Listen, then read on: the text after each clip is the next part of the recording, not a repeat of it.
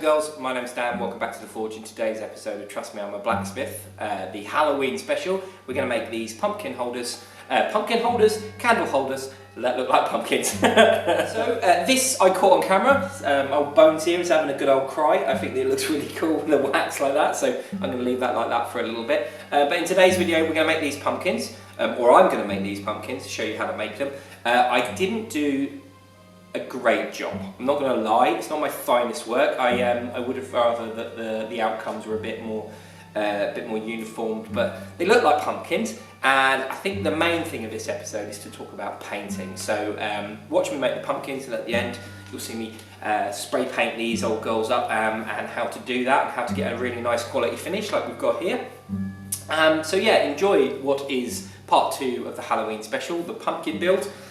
Stay tuned to the end to find out about part 3. Right then, quite a lot of stuff for this episode. I've bought some cans of car body spray paint. When you're doing steel and stuff, this stuff goes on pretty well. It's cellulose based paint 9 times out of 10. If it's not cellulose based, it'll be like a 2-pack mixed up inside the spray can. They go on really well. They're really vibrant colours, definitely recommend them. We've got a green and an orange there, and then I've got this grey undercoat as well, just a primer. I also need to pop out quickly and get some nail varnish remover. That's going to help clean these up once we're finished with them. Sorry, Bones, you're going to have to come out of the way for a minute. I don't need you for this bit. I've also got these largish balls. This is the biggest one that they had in the store. These are just mild steel rolled balls that you can get from like a steel stockist or an ironmonger's. They sell things like prefab latches, hinges and so on and so forth, and then steel as well. I bought some steel from them at the same time. I've got 2 here at 50 and I've got 1 here at 100. So these are going to become our pumpkins, hopefully. Okay. And I've also got myself a couple of pieces of mild steel here. This is 16mm round or 5/8. I'm going to use this bit of steel here as a spacer. I'm going to place that spacer in there. I'm just going to tack weld. These together at the ends here, and then I'll tack a bar onto it, and then that's going to be used to form some tooling that we're going to need. So I'm just going to tack weld these together really quickly.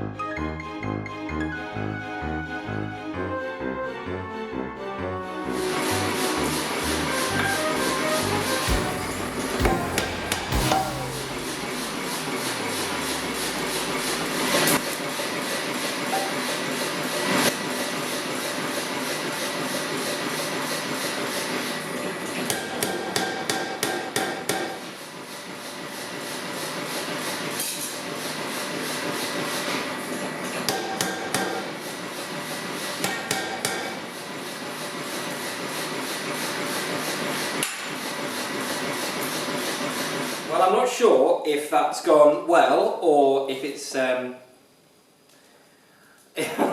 not sure if I'm just rushing or whatever. I've run out of time basically for today. So what I'm going to do is we're going to my sister's this weekend for her birthday. I was trying to get these done by the end of the day, but I've had to weld up a gate and do all sorts of things for Nick, the guy who owns the farm. So a little bit on the back foot today. But it's not a problem. They've come out pretty good. They're not perfect, but I didn't want them to be perfect, I don't think. But again, I think it might be because I'm rushing ever so slightly today. But they look pumpkin-y, which is the main thing. And this one here looks grand. It's got all the ribs in and everything. So this one's for a tea light. And I was going to try and make some little bits that went inside. And I was even going to try and put some faces on. But I haven't got the time just to do that today. So I'm just going to leave that like that. But basically what's going to happen now is I take these 3 with me. And then over the weekend, probably young Fletcher might be helping me, my nephew. We're going to put some spray paint on these. And we're going to paint them grey first with an undercoat. And then we're going to paint them orange. I've got some green, I want to make those little tops, but that isn't going to happen either. Maybe at a later date, we will see. But anyway, long and short of it is, I'm going to get these painted at a later date and put it all in one video, and you'll obviously see that. Anyway, right, yes, to the painting. Change of location at my parents' backyard, which is fun. There may be a dog run through in a moment. The first thing that we're going to do is we're going to prep these so that the paint's going to stick to them. I've wire brushed them just to try and get as much scale off as possible. And now I'm just going to take a bit of nail polish remover or acetone, depends what you've got. And then a lint-free cloth of some description. Ooh. I'm just going to give these a wipe down. This is to get rid of any oil or anything that it may have picked up on its journey here or in the workshop. A lot of the paints won't stick to oils and stuff, so you need to make sure you clean them off so they're filthy. So give these a good clean.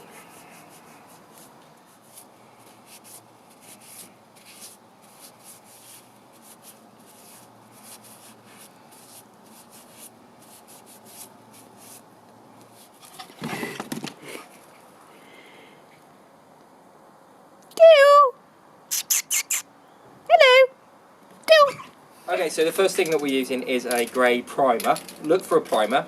They tend to go on thicker, they tend to stick a lot better, and they're a lot cheaper sometimes, but this one wasn't. This was just expensive.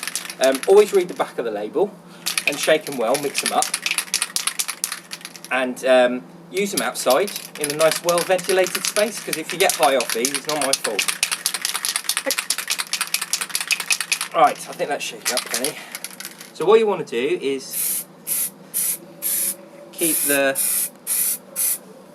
tin and a nice distance away, an even distance away every time whilst you're putting the spray on. Try not to get like too close and then far away and stuff. It'll say on the tin how far away to go. About, I reckon about 12 inches away, something like that, 30 millimetres, 30 centimetres. So, and also make sure you've got them on a nice board and you're not spraying everywhere.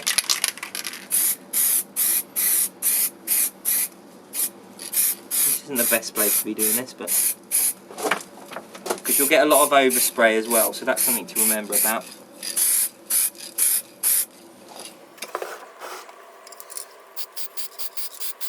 You don't have to put a thick coat on, I'm just putting it on just a little bit. I don't want to runs or anything like that, just a nice thin layer. And put this on now. It won't take very long to dry, so I'm going to leave this overnight now, I think. Let it dry. Bring all those cracks out, looks even better now. I reckon it's a really good one.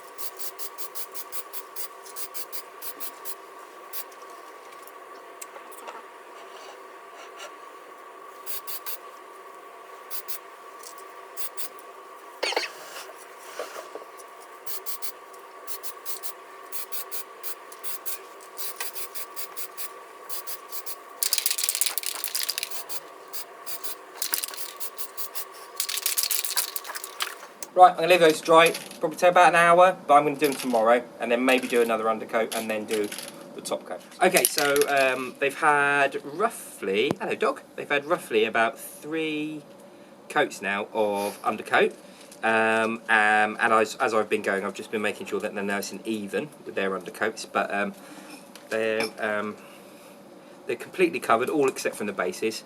And now I've just made sure that I've made well, everywhere where I want paint's got paint on, basically. Right, next job is to put the orange on. We're doing this outside and we're gaining insects. Get rid of that. Right, and there's a few cobwebs on them from overnight. It's been about 16 hours since we did the first coat. We'll put this on now, give it a good shake. Again, read the instructions and all that jazz. Nice and light. Wow, there's a lot of overspray of this. You probably should be wearing respirators with these, doing this sort of stuff. Nice and light, keeping about a foot away, about 12 inches.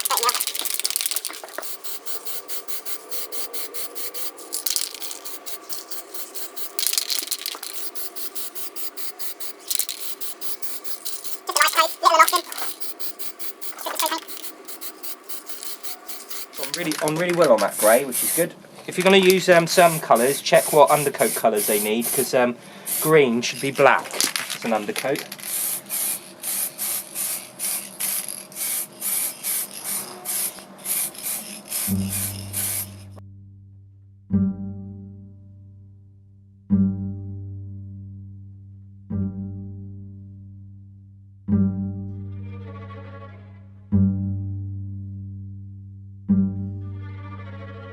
Okay, Bones is looking really cool with his wax running down his face. I'm really pleased with that. Looks great. Basically, thank you for joining me. I hope you did enjoy this episode. These came out really great. Hopefully the paint thing was worth watching. These have actually had 2 coats of top. So it was 3 coats of undercoat, 2 coats of top.